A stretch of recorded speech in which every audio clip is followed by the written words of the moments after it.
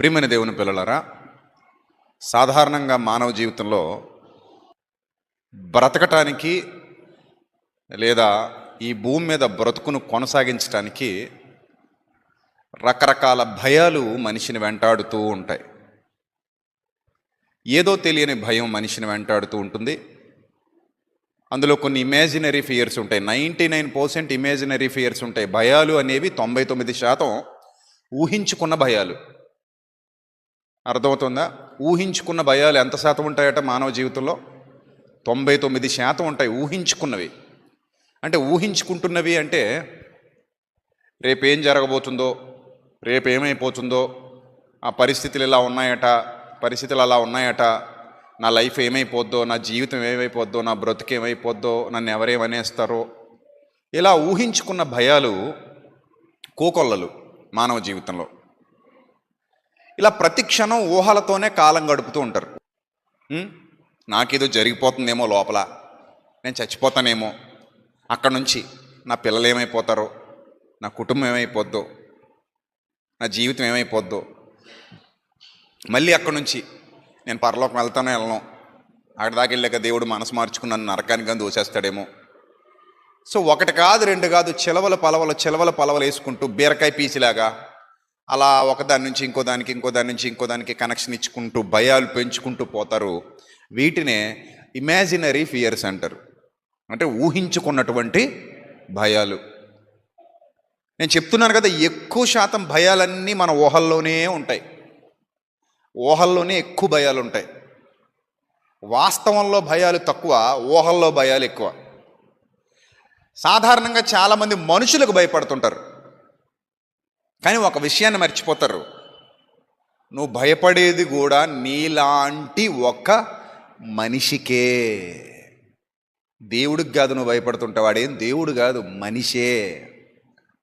ఒక సైకాలజిస్ట్ అంటాడు, ఈ ఒక్కటి ముసుగేస్తేనట, ఈ ఒక్కదానికి ముసుగేస్తేనట అందరి ఆకారాలు దిగంబరంగా నిలబడితే ఒకేలా ఉంటాయట.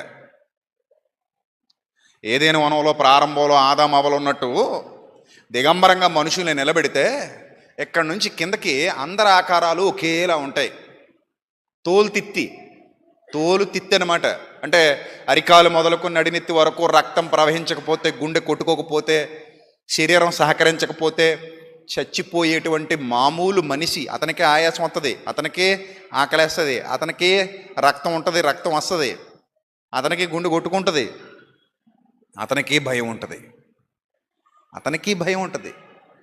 ఇలా మనిషి తనలాంటి మరో మనిషిని చూసి భయపడతాడు. అతను మనిషే కదా అన్న వాస్తవాన్ని గుర్తించడు.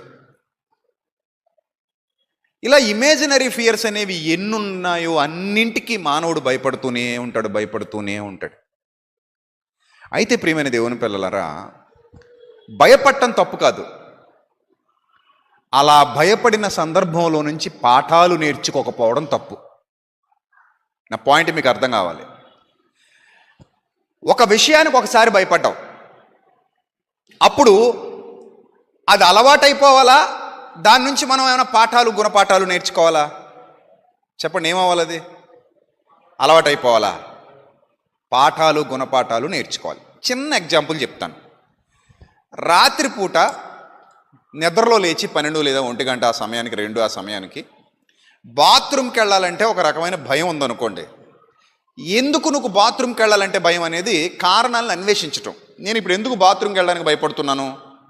పగలు భయపడింది, పగలు అదే బాత్రూమ్కి వెళ్ళడానికి లేని భయం, రాత్రి వేళ అదే బాత్రూమ్కి వెళ్ళడానికి నాకు ఎందుకు భయం కలుగుతోంది అని ఒకసారి విశ్లేషణ చేసుకుంటే ఏంటి భయం అంటే, ఏవో ఇమాజినరీ ఫియర్స్, అంటే ఊహించుకున్న తాలూకా భయాలు మనసులో ఉన్నాయని దాని అర్థం. ఏం ఊహించుకున్నావు? నెంబర్ 1, ఎక్కువ శాతం మంది ఊహించుకునేది దయ్యం ఉంటుందేమో అని. మొట్టమొదటిది ఏముంటుంది? దయ్యం. సరే, దయ్యం ఏం చేస్తుంది? ఇప్పుడు బాత్రూంలో నీ కోసం వెయిట్ చేస్తూ, నీకు ఎప్పుడు టాయిలెట్కి వస్తుందా, నువ్వు ఎప్పుడు వస్తావా నీ కోసం వెయిట్ చేస్తూ దయ్యం అక్కడ కూర్చొని ఉంటుంది అనమాట. అది చీకట్లో ఉన్నప్పుడే ఉంటుంది. ఇప్పుడు దయ్యానికి పగలు రావడానికి కుదరదా అండి? పర్మిషన్ ఎవరా వాళ్ళ ఓనర్ గారు? పగలో డ్యూటీ ఉండదా వాటికి? నైట్ ఇస్తారా పర్మిషన్స్? దయ్యం అంటే దురాత్మే కదా, అది ఎప్పుడైనా రావచ్చుగా. రావాలనుకుంటే పగలు రావచ్చు, రాత్రి రావచ్చు. దొంగోడు పగలైనా వస్తాడు, రాత్రి అయినా వస్తాడు, అవకాశాన్ని బట్టి కదా. సో అలాగా ఒకవేళ నిజంగా దయ్యం రావాలనుకుంటే అది పగలైనా రావచ్చు, రాత్రి అయినా రావచ్చు. కానీ పగలు లేని ఆ ఆలోచన రాత్రి అయ్యేసరికి నీ మైండ్లోకి వస్తుంది. వచ్చి దయ్యం ఉంటుందేమో అని అక్కడ చూసుకుని ఇక్కడ చూసుకుని, ఇది లైట్లు వేసుకుని ఆ సందులో చూసుకుని ఈ సందులో చూసుకుని అలాగే ఒక 100 సార్లు చెక్ చేసుకుని, కొంతమంది అయితే మంచం కింద కూడా చూసుకుంటారట దూరి, ఏమైనా ఉందేమో కిందని. సరే ఇన్ని చూసుకొని వచ్చావు అనుకుందాం. ఇలా ఎన్ని రోజుల నుంచి జరుగుతుంది చెప్పాలి? ఎన్ని రోజుల నుంచి? చాలా రోజుల నుంచి. మరి ఇన్ని రోజుల్లో ఎప్పుడైనా దయ్యం నీకు కనబడిందా? బాత్రూంలో హాయ్ అందా కూర్చొని లోపల డోర్ తీసేసరికి? లేకపోతే మీరు అనుకునే భాషలో హాయ్ అందా బేస్ వాయిస్తో? అలా ఏం లేదు కదా. అంటే ఇన్నాళ్లలో ఎప్పుడూ నీ ఊహల తాలూకా భయం తాలూకా నిజాలు నీకు ఎప్పుడు కనబడలా. అయినా కూడా రాత్రి వేళ బాత్రూమ్కి వెళ్ళాలంటే భయం. ఇంకొంతమందికి దొంగోడు ఎవడో వచ్చుంటాడు, ఆ మూల నక్కుంటాడు, తలుపు తీసేసరికి అక్కడ ఉంటాడు, నన్ను కొట్టేస్తాడు, చంపేస్తాడు, ఈ భయం. కానీ మీరు వెళ్తారు, అక్కడ దొంగోడు ఎవడు ఉండడు. నీకోసం నీ మహారాజా ప్యాలెస్లోకి వచ్చేసి నీ దగ్గర ఉన్న 1,000 కోట్ల రూపాయల డైమండ్లు పట్టుకెళ్ళిపోవడానికి అంత ఖాళీగా ఎవడో లేడు.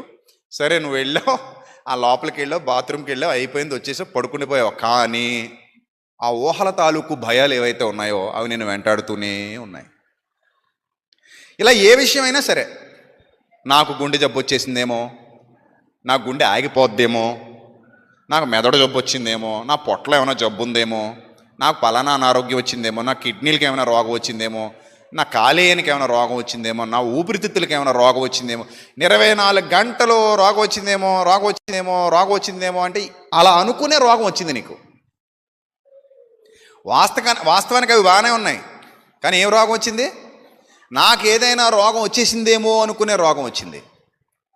ఇలాంటి 1 కాదు 2 కాదు, పాత రాతి యుగం నుంచి నేటి వరకు మనుష్యుల మనసుల్లో రకరకాల భయాలు ఆవహించున్నాయి. ఆదాము కాలం నుండి నేటి వరకు మనుష్యులలో ఏమున్నాయి? భయాలు ఉన్నాయి. భయము అనే దానికి రూపం ఉండదు, అది నువ్వు క్రియేట్ చేసింది. Get my point. భయము అనేది ఎవరు క్రియేట్ చేశారు? నువ్వు క్రియేట్ చేశావు. అది నీ మానసిక ప్రపంచంలో పుట్టినటువంటి ఒక భావన మాత్రమే తప్ప దానికి రూపం లేదు, దానికి ఎలాంటి రూపం లేదు. భయానికి రూపం లేదు. మనం సృష్టించాం దాన్ని. ఎక్కడ సృష్టించామంటే మన మెదడులో సృష్టించాం. వాస్తవానికి ధైర్యం అనే దానికి కూడా రూపం లేదు, అది కూడా మన మెదడులో సృష్టింపబడినటువంటి ఒక భావన మాత్రమే. ఈ భావనకు నువ్వు ఎంతగా కనెక్ట్ అవుతున్నావు అనే దాని మీద నీ ప్రతిచర్య ఉంటుంది, అంటే నీ రెస్పాన్స్ ఉంటుంది. ఆ భావనకు నువ్వు కనెక్ట్ అయ్యే దాని మీద ప్రభావం, ఆ ప్రభావాన్ని దాన్ని అనుసరించి ఉంటుంది.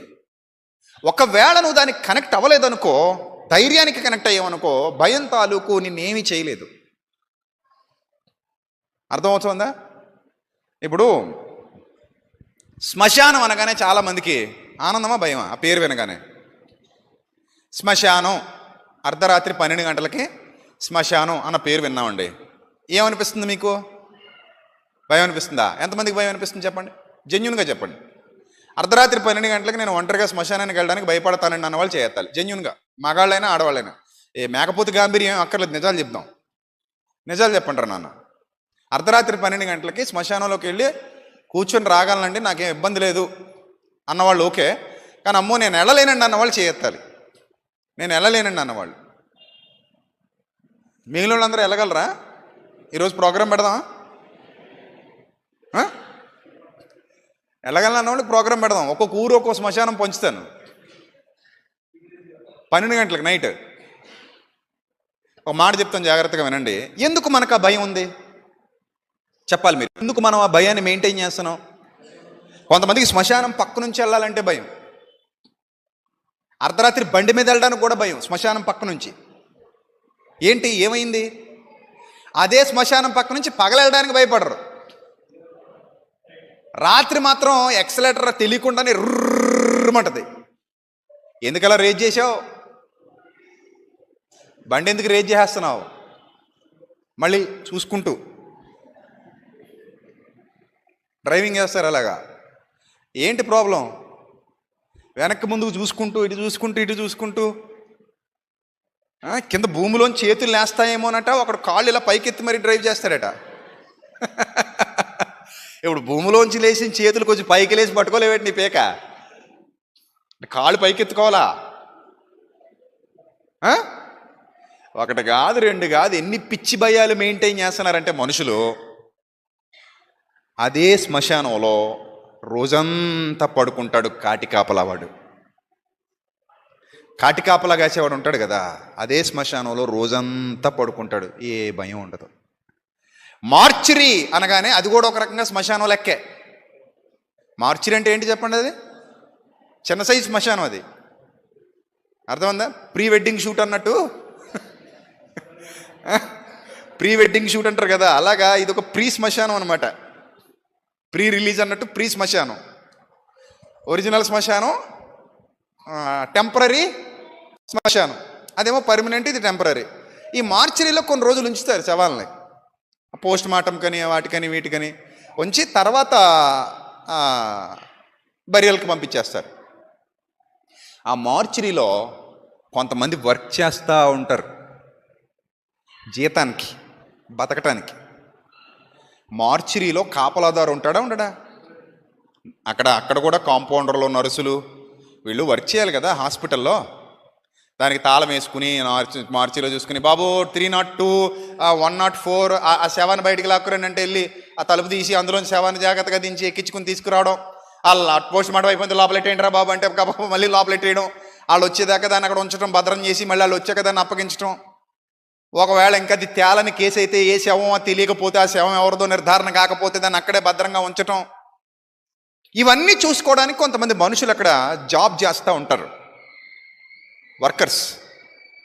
మరి వాళ్ళకి లేని భయం మనకెందుకు? కొంచెం బుర్ర పెట్టి ఆలోచించండి. శవాల దగ్గర ఉన్న వాళ్ళకి లేని భయం మనకెందుకు? ఇంకా లోతుగా ఒక మాట చెప్తాను. నన్ను అడిగితే, ఒక శవాన్ని రోజు వెంటబెట్టుకు తిరుగుతున్నావు నువ్వు, ఆ శవం ఎవరి శవమో తెలుసా? నీ శవమే. ఒప్పుకుంటా ఒప్పుకోవా? నేను కూడా ఇదిగో శవాన్ని ఎంత తీసుకు తిరుగుతున్నా. ఏదో రోజు నేను ఇందులోంచి బయటకు వచ్చాను అనుకోండి, ఇది ఎవరి శవం? నా శవం. అయితే దానికి రకరకాల పేర్లు పెడతారు. పార్థివ దేహము, భౌతిక కాయము, మృతదేహము, శవము, పీనుగే, ఇలాగా ఆడి రేంజ్ని బట్టి ఆ సత్కారం ఉంటుందన్నమాట. ఆడి రేంజ్ని బట్టి, ఆడు మెయింటైన్ చేసే రేంజ్ని బట్టి కొంచెం బాగా గొప్పోడు తెచ్చాడు అనుకోండి, ఆయన పార్థివ దేహమునకు నివాళులు అర్పించిరి అంటారు. ఆడికంటే కొంచెం తక్కువ తెచ్చాడు అనుకోండి, ఆయన భౌతిక దేహమును అక్కడ ఉంచిరి అంటారు. ఇంక మామూలుడు ఎవడన్నా చచ్చాడు అనుకోండి, ఆయన మృతదేహం అక్కడ లభ్యమైనది అంటాడు. ఇంకా మా పనికిమాలోడు ఎవడన్నా చచ్చాడు అనుకోండి, ఆడి శవం అక్కడ ఉంది అంటాడు. విలువలేనుడు ఎవడన్నా చచ్చాడు అనుకోండి, ఆడి పీనుగా అక్కడ ఉంది అంటాడు. సో అంటే ఆడి వాల్యూని బట్టి దాని పేర్లు, ట్యాగులు తగిలిస్తారనమాట. ఎన్ని ట్యాగులు ఎన్ని రకాలుగా తగిలించినా ఏదైనా ఆ మట్టిలోకే పోద్ది, ఏదైనా ఆ కట్టెలోనే గాలిపోద్ది, ఆ మట్టిలోకే పోద్ది. నువ్వు కూడా ఓ శవానివే. ఏదో ఒక రోజు నువ్వు కూడా శవంగా మారేవాడివే, మారేదానివే. నీ పక్కన కూర్చున్న వాళ్ళు కూడా శవాలే. శవం పక్కనే కూర్చున్నావు నువ్వు. ఇప్పుడు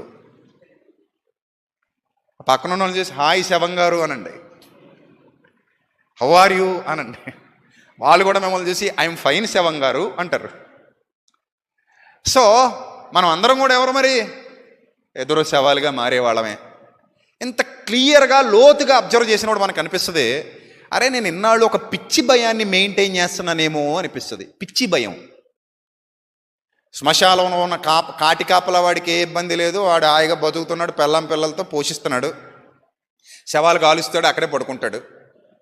అలాగే మార్చిరీలో వర్క్ చేసేవాడికి, పోస్ట్ మార్టం చేసేవాడికి కూడా ఏ భయం లేదు. వాళ్ళు శవాలతోనే నిత్యం కాలం గడుపుతారు, వాళ్ళు కుటుంబాన్ని పోషించుకుంటున్నారు, తిండి తింటారు, బతుకుతున్నారు. వాళ్ళని చూసి మనం లేనిపోని భయాలు సృష్టించుకుని భయపడుతూ బ్రతుకుతున్నాం.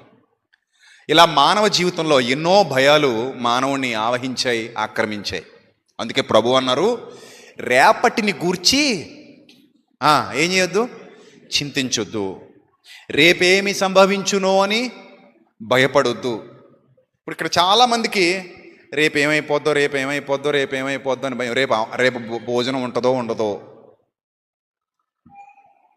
రేపేముంటుందో భోజనం ఉంటుందో ఉండదో. ఈ రోజు ఉందిగా భోజనం, ఈ రోజున్న భోజనాన్ని ఎంజాయ్ చేయి. ప్రభు నేర్పిన బోధ అదే, మనందరికీ నేర్పిన బోధ ఏంటంటే, ఈరోజు నీ కంచంలో ఉన్న భోజనాన్ని ఆస్వాదించుకుంటూ తిను. Enjoy your food. హ్యాపీగా దేవునికి కృతజ్ఞతాస్థుతులు చెల్లించి ఆ భోజనాన్ని ముద్ద చుట్టుకుని, ప్రభువా నాకు ఆహారం ఇచ్చినందుకు స్తోత్రం తండ్రి అని స్తుతులు చెల్లించి చక్కగా తినే. ఈ భోజనాన్ని ఎంజాయ్ చేయకుండా రేపు భోజనం ఉంటుందో లేదో అని ఏడుపు మొదలెట్టావంటే that is called imaginary fear.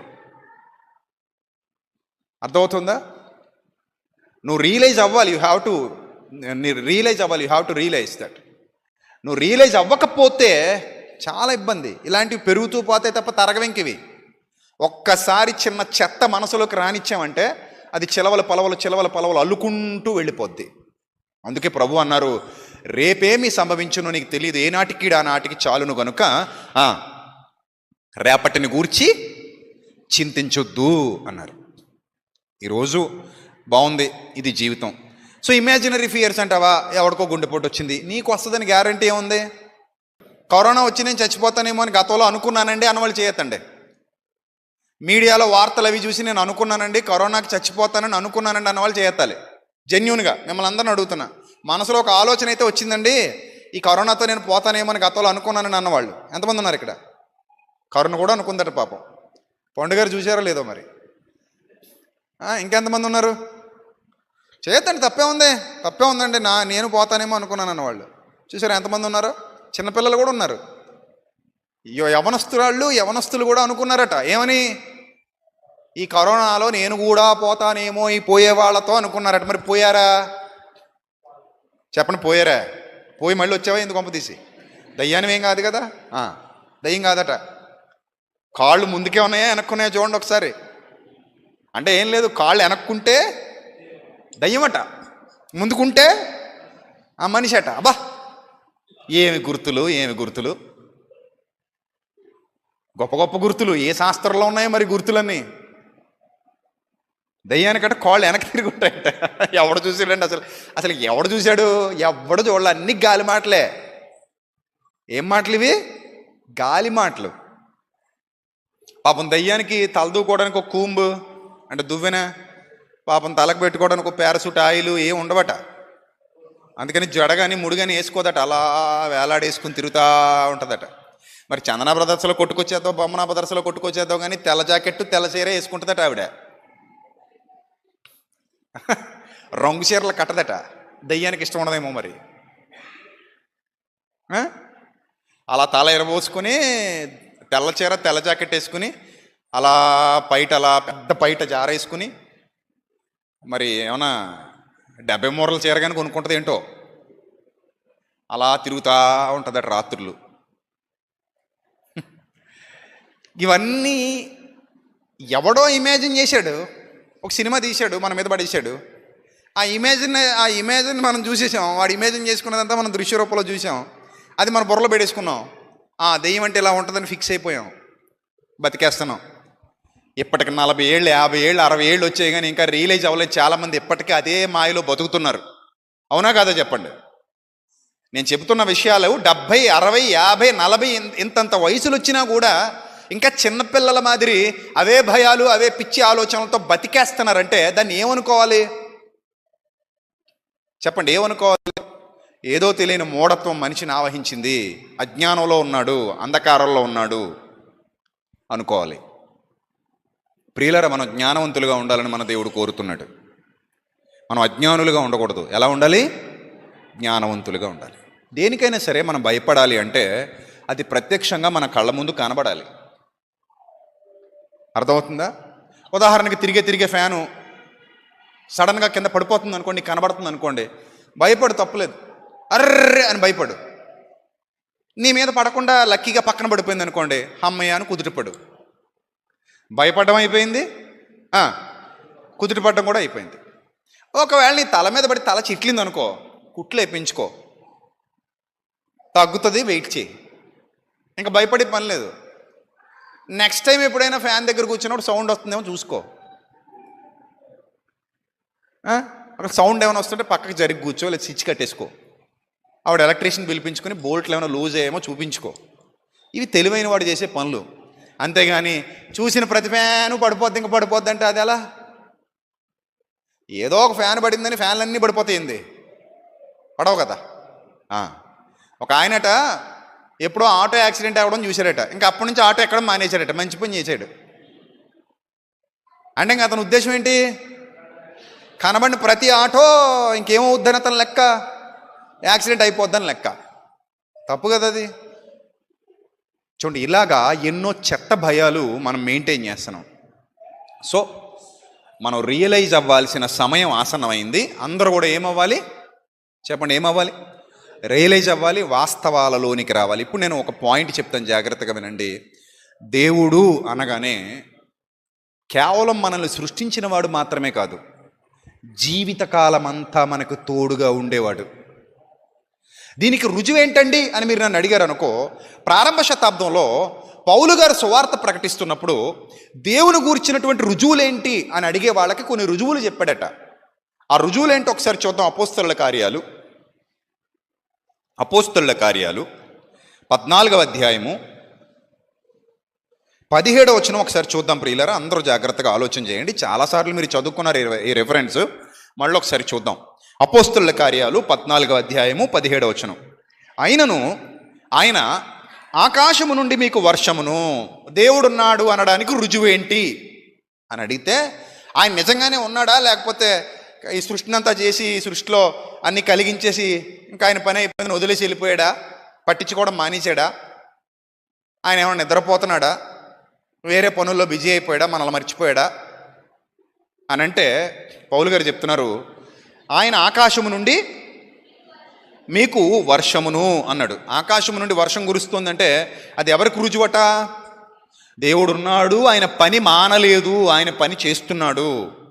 ఆయన మనల్ని పట్టించుకోకుండా ఉండలేదు, ఆయన మనల్ని పట్టించుకుంటున్నాడు. పుట్టించుకున్నాడు కనుకనే ఏం చేస్తున్నాడు? పట్టించుకుంటున్నాడు అనడానికి రుజువు ఏంటంటే, ఆకాశం నుండి సృష్టికర్త వర్షాన్ని మానవుల మీద కురిపిస్తున్నాడు. మానలా, ఆ ప్రక్రియను మానలేదట. దేవుడు చేయిస్తున్న కార్యాలు ఇవన్నీ పుట్టిస్తూ కురిపిస్తూ ఫలవంతములైన ఋతువులు దయచేస్తున్నాడు. శీతాకాలం కానివ్వండి, వర్షాకాలం కానివ్వండి, ఎండాకాలం కానివ్వండి, ఋతువులు, శిశిర ఋతువు, గ్రీష్మ ఋతువు, వసంత ఋతువు, హేమంత ఋతువు, ఏవైతే ఋతువులు ఉన్నాయో ఈ ఋతువులన్నీ కూడా దేవుడు మనుషులకి ఇస్తున్నాడు. నెక్స్ట్ ఆహారమునిస్తున్నాడు. ఏమన్నా ఆహారం ఎవరిస్తున్నారు చెప్పండి? ఒక్కసారి కళ్ళు మూసుకుని ప్రశాంతంగా ఆలోచిస్తే పచ్చని ఆకుకూరలు ఎక్కడి నుంచి వచ్చాయి? రంగురంగుల కూరగాయలు ఎక్కడి నుంచి వచ్చాయి? రంగురంగుల పండ్లు ఎక్కడి నుంచి వచ్చాయి? సిరిధాన్యాలు, చిరుధాన్యాలు ఎక్కడి నుంచి వస్తున్నాయి? ఇవన్నీ మనం తింటున్న ఎన్నో రకాల పప్పులు ఎక్కడివి? అన్నీ కూడా మట్టిలో నుండి ఉద్భవిస్తున్నాయి. ఇవన్నీ ఎక్కడి నుంచి ఉద్భవిస్తున్నాయి? మట్టి నుండి ఉద్భవిస్తున్నాయి. మట్టి నుండి మనిషికి లభిస్తున్నాయి. మట్టి నుండి ఉద్భవిస్తున్నాయి అని అంటే వాటిని ఉద్భవింపజేసేవాడు సృష్టికర్త. వాటిని నాట నుండి నేటి వరకు క్రమం తప్పకుండా, సృష్టి పుట్టిన నాట నుండి నేటి వరకు మన కొరకు సర్వోన్నతుడైన దేవుడు ఉద్భవింపజేస్తున్నాడు అని అంటే అక్కడే ఒక సూచన కనబడుతోంది, ఒక సాక్ష్యం కనబడుతోంది. ఆ సాక్ష్యం ఏంటి అంటున్నాడంటే, ఆహారమును అనుగ్రహించుతూ మేలు చేయుట, ఉల్లాసముతో మీ హృదయములను నింపుచు మేలు చేయుట చేత ఏం చేస్తున్నాడట? మానవులకి మేలు చేస్తున్నాడు. మేలు చేయుట చేత తన్ను గూర్చి సాక్ష్యము లేకుండా చేయలేదని ఒక దైవజనుడు బిగ్గరగా చెప్పాడు. ఎందుకు ఆ దైవజనుడు బిగ్గరగా చెబుతున్నాడు అని అంటే, దేవుని గురించి రుజువు కావాలంటే, దేవుని గురించి సాక్ష్యం కావాలంటే, ఇదిగో సాక్ష్యం, ఇదిగో రుజువు, ఇవన్నీ మీరు చూస్తున్నారు కదా. కాబట్టి నిన్ను పుట్టించిన దేవుడు నీకు తోడుగా ఉంటాడు. వదిలేయడానికి నిన్ను సృష్టించలేదు, వదిలేయడానికి నిన్ను కనలేదు. అనవసరమైన భయాలు వద్దు. అందుకే బైబిల్ గ్రంథంలో మీరు చదివారో లేదో, విశ్వాసులైన ఆయన పిల్లల్ని భయపడొద్దు, భయపడొద్దు, భయపడొద్దు, భయపడొద్దు అని పలుమార్లు చెప్పినట్టుగా గ్రంథం సాక్ష్యమిస్తోంది. అనేక మార్లు విశ్వాసికి దేవుడు చెబుతున్న మాట, don't be afraid of anything, I'm always with you my dear son, my dear daughter, I'm always protects you. నేను ఎప్పుడు నిన్ను కాపాడుతూనే ఉంటాను. God protects you.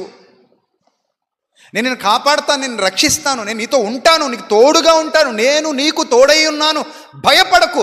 మనుష్యులకు దేవుడు చేసినటువంటి వాగ్దానం ఇది. ఏంటిది? వాగ్దానం. అప్పుడప్పుడు చూడండి, మనం బాధలో ఉన్నప్పుడు, మనం ఇబ్బందిలో ఉన్నప్పుడు ఎవరైనా మన దగ్గరకు వచ్చి నేనున్నాను కదా, నువ్వు భయపడకంటే ఎలా ఉంటుంది చెప్పండి? ఎలా ఉంటుంది? చాలా ధైర్యంగా ఉంటుంది, చాలా ధైర్యంగా. సంఘంలో ఎవరికో ఒక బిడ్డకి మొన్న మధ్య యాక్సిడెంట్ అయింది. యాక్సిడెంట్ అయితే భయంగా ఉన్నప్పుడు వెళ్ళి ప్రార్థన చేస్తూ, నీకు మేము ఉన్నాం, సంఘం అంతా తోడుగా ఉంటుంది, ఏం భయపడకంటే వెంటనే లేచి కూర్చున్నాడు. ప్రాణం లేచి వచ్చేసింది. 2 చేతులు పట్టుకొని చాలండి బాబా ఆ మాట అన్నారు అంటున్నాడు. అంటే సగం మందు అదే. ఏందది? సగం మందు వేసేసాం, ఆ తర్వాత మిగిలిన మందులు వేద్దాం. ఇప్పుడు ఆల్రెడీ సగం మందు వేసేసాం. చాలండి బాబా ఆ మాట అన్నారు చాలు, దిక్కులేని ఉండండి, దిక్కులేని బతుకుతున్నాను, ఈ టైంలో మీరు ఆ మాట అంటాం నాకు కొండంత అండ కొండంత బలం అంటారు. ఇదే మాట మీరు ఎక్కడైనా అనండి, ఎవరి దగ్గరైనా అనండి, నువ్వు భయపడక తమ్ముడు, నేను ఉన్నాను కదా, నువ్వు భయపడక చెల్లెమ్మా, అక్క నేను ఉన్నాను కదా, నేను చూసుకుంటాను కదా, మేమందరం నీకు తోడుగానే ఉన్నాం కదా, ఎందుకు భయపడతావు అని అన్నప్పుడు ఆ బాధాకరమైన స్థితిలో, ఇబ్బందికరమైన స్థితిలో ఉన్న వాళ్ళకి 1000 ఏనుగుల బలం వచ్చేస్తుంది. వస్తుందా రాదా? వస్తుంది. అంటే అది మానవులుగా మనం మరో మానవుడికి ఇచ్చేటువంటి వాగ్దానం, చేసినటువంటి వాగ్దానం లేదా భరోసా. ఒక మనిషి మనకి వాగ్దానం చేస్తేనే, ఒక మనిషి మనకి భరోసా ఇస్తేనే అంత ధైర్యంగా ఉన్నప్పుడు, అంత శక్తి మన హృదయానికి కలుగుతున్నప్పుడు, సర్వోన్నతుడు సర్వశక్తుడైన దేవుడు ఏమంటున్నాడు తెలుసా? నేను నీకు తోడై ఉన్నాను, ఏమవద్దు, భయపడొద్దు, మీరు భయపడొద్దు, నేను నీకు తోడై ఉన్నాను, యెహోవా మనకు తోడై ఉన్నాడు, భయపడొద్దు. ఎన్ని సందర్భాలలో ఈ మాటలు వ్రాయబడ్డాయో ఒకసారి చూద్దాం ప్రియమైన దేవుని సంగమా. గ్రంథంలో నుండి ఒకసారి మనం చూద్దాం. రోమాపత్రిక 15వ అధ్యాయము 33వ వచనం. రోమాపత్రిక 15వ అధ్యాయము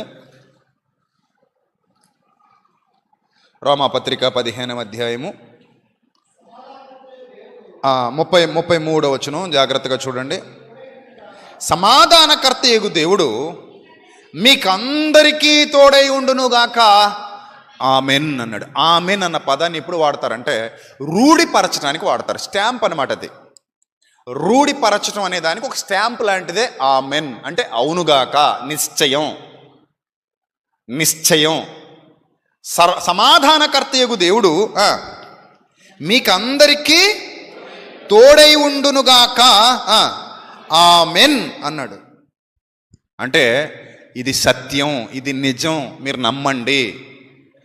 ఆకాశమునకు సృష్టికర్త అయిన దేవుడు, భూమికి ప్రభువు అయిన దేవుడు, సర్వ సృష్టికర్త, సర్వోన్నతుడు, సర్వశక్తుడైన దేవుడు నీకు నాకు మనందరికీ తోడై ఉండునుగాక, ఆమెన్ అన్నాడంటే ఎస్, ఇట్స్ ఏ ప్రొఫెసీ.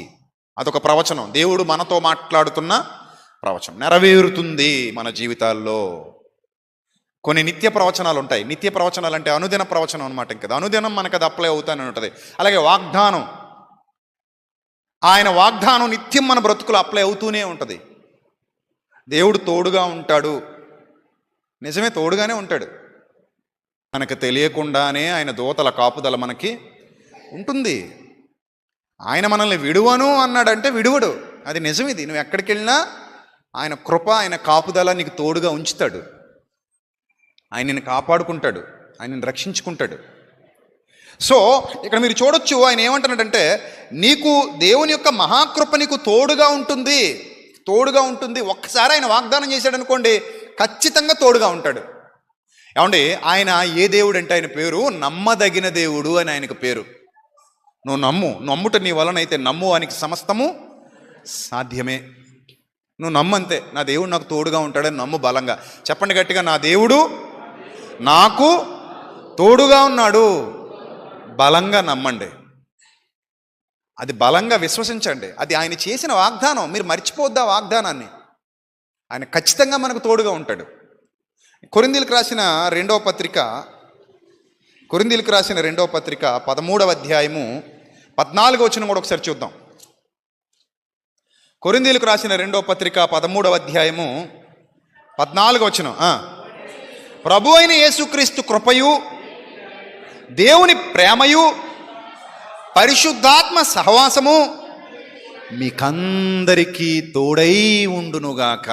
ఎంత అద్భుతమైన మాట, ఎంత ఆదరణిచ్చే మాట, ఎంత ఆదరణిచ్చే మాట ఇది. ప్రభు అయిన యేసుక్రీస్తు కృపయు, దేవుని ప్రేమయు, పరిశుద్ధాత్మ సహవాసమును మీకందరికీ తోడై ఉండునుగాక అన్నాడు. సో దేవుని కృప, దేవుని ప్రేమ, దేవుని సహవాసం, ఆత్మ సహాయం మనకెప్పుడు తోడుగా ఉంటుంది. ఆయన తోడుగా ఉండి మనల్ని నడిపిస్తూ ఉంటుంది. ఆయన కాపుదల, ఆయన కృప మనల్ని ఎప్పుడూ విడిచిపెట్టదు. మరి దానికి ఏం చేయాలి నేను అని అంటే, ఆయనకు నీ హృదయంలో చోటు చాలు. ఆయనకు నీ హృదయంలో చోటిస్తే చాలు. ఆయన వాక్యానికి మనసు చాలు. ఆయన అడుగుజాడల్లో నడవటం మొదలుపెట్టు. నిన్నెప్పుడు ఆయన కృప విడిచిపెట్టదు. ఆయన తోడుగా ఉంటాడు ఏ పరిస్థితులు అయినా సరే. అందుకే ఆయన వాగ్దానం, భయపడొద్దు అన్నాడు. ఒక్కసారి మాటిస్తే ఆయన తప్పడు సుమా. మనిషి మాటిచ్చి తప్పుతాడు. మాట తప్పువాడు మనిషి, మాట తప్పనివాడు దేవుడు. ఒకవేళ యథార్థవంతుడైన మనిషి ఒకవేళ మాటిచ్చినా కూడా పరిస్థితులు బాగోకపోతే ఏం చేయలేక చేతులు ఎత్తుతాడు. తప్పని పరిస్థితులు వస్తే ఏం చేయగలడు? అంతే కదా. ఇప్పుడు ఎవరో నీకు హెల్ప్ చేస్తానని మాట ఇచ్చారు, రాత్రికి రాత్రే దివాలా తీసాడు అనుకుందాం. అతను ఏం చేయగలడు మరి? ఇచ్చిన మాట కట్టుబడాలన్నా ఇతని దగ్గర ఏమీ లేదు, ఇవ్వలేడు. ఆ టైంలో ఇంక ఖచ్చితంగా ఇతను మాట తప్పినవాడు అవ్వాలి. అంతే. ఏమవ్వాలి? మాట తప్పాలి. పరిస్థితులు అలా చేశాయి. కానీ దేవుడు మాట తప్పనివాడు. అందుకే ఆయన అన్నాడు, ప్రభువును బట్టి మీరు చూపిన ప్రేమను మరుచుటకు ఆయన అన్యాయస్తుడు కాడు.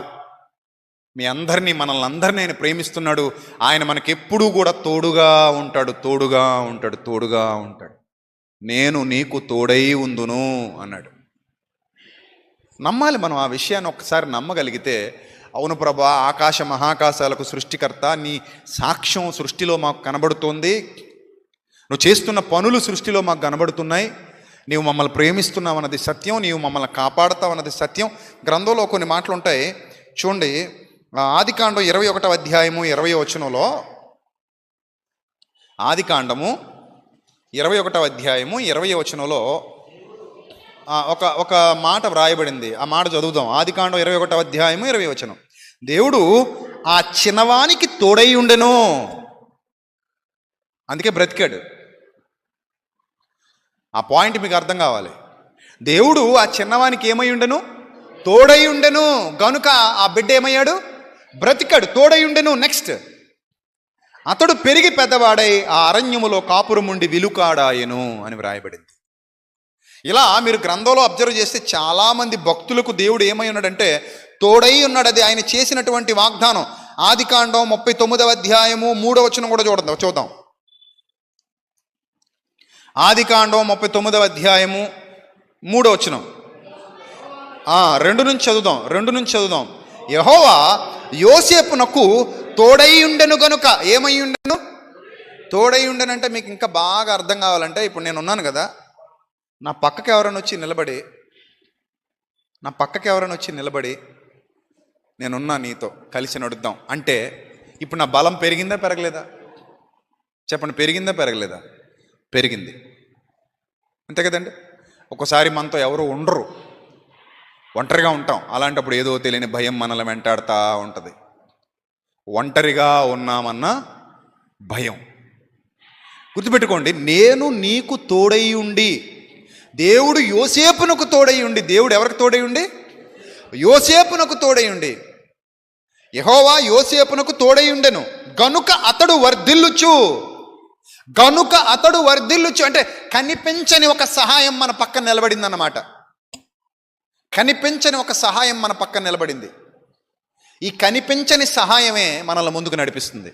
ఈ కనిపించని సహాయమే మనకి చేయూతనిస్తుంది. ఈ కనిపించని సహాయమే మనల్ని మునుముందుకు శక్తివంతంగా తీసుకెళ్తుంది. అర్థం కావాలి మనకి. ఏమండి? చదువుదాం. యెహోవా అతనికి తోడై ఉండెననియు, 3వ వచనం, అతడు చేసినదంతయు అతని చేతిలో యెహోవా సఫలము చేసిననియు అతని యజమానుడు చూచినప్పుడు యోసేపు మీద అతనికి కటాక్షము కలిగెను అన్నాడు. అంటే ఒక మనిషికి దేవుని తోడు కనిపించదు. యోసేపు చూస్తే ఇదిగో నార్మల్గా ఉంటాడు, ఇలాగే ఉంటాడు, కానీ కనిపించని ఒక దైవ ప్రత్యక్షత అతని మీద ఉంటుంది. Invisible matter, that is invisible matter, not visible matter. అది కనిపించేది కాదు, కనిపించని ఒక దైవ ప్రత్యక్షత, కనిపించని ఒక నెట్వర్క్ ఎవరి చుట్టూ వ్యాపించి ఉంది అంటే యోసేపు చుట్టూ వ్యాపించి ఉంది. ఇన్ ద సేమ్ వే యోసేపు నీ వంటి స్వభావము గల మనుష్యుడే. ఈరోజు నువ్వు నేను ఎలా అయితే భూమి మీద ఉన్నామో ఆ తరంలో యోసేపు గారు భూమి మీద ఉన్నారు. ఇప్పటికీ యోసేపు గారి సమాధి ఉంది. నేను వెళ్ళి చూసి వచ్చా, పాలస్తీనాలో ఉంది, ఇప్పటికి ఉంది యోసేపు గారి సమాధి. ఏమండి? సో మనలాగే బతికి చచ్చిపోయాడు, మట్టిలో కప్పెట్టబడ్డాడు, ఆత్మగా దేవుని సన్నిధికి వెళ్ళిపోయాడు. సో దేవుడు అతనికి తోడై ఉన్నాడు గనుక, అతడు ఆ విషయాన్ని నమ్మాడు గనుక ధైర్యంగా ఉన్నాడు, భయం లేదు. మరి ఈరోజు నీకు ధైర్యం ఉందా, భయం ఉందా? దేవుడు నాకు తోడై ఉన్నాడన్న వాస్తవాన్ని ఒక్కసారి కళ్ళు మూసుకొని ప్రశాంతంగా అంగీకరించగలిగితే దాన్ని మించిన ధైర్యం లేదు.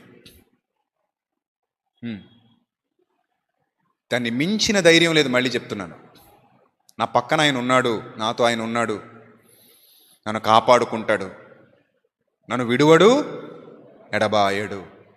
అందుకన్నాడు భయపడొద్దు అన్నాడు.